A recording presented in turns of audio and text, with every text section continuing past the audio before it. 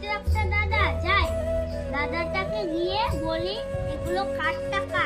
ও দাদা শুনো শুনো। আচ্ছা কি হয়েছে, তুই আমাকে রাস্তার সামনে ডাকছিস কেন? দাদা এই দেখো কতগুলো টাকা। এতগুলো টাকা তুই কোথায় পেলি? আর এই টাকাগুলো তুই চুরি করে নিয়ে আসিস তাই না? এটা কোথা থেকে নিয়ে আসিস বল আমাকে।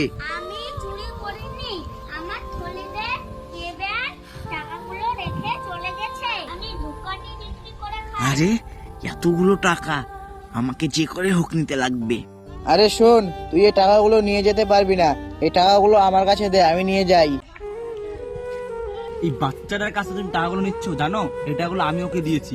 আমি শুনছিলাম ওখানে দাঁড়িয়ে দাঁড়িয়ে ওর বাবার নাই খুব অসুস্থ, 2 লাখ টাকা দরকার, তাই ওখানে 1 লাখ টাকা আছে।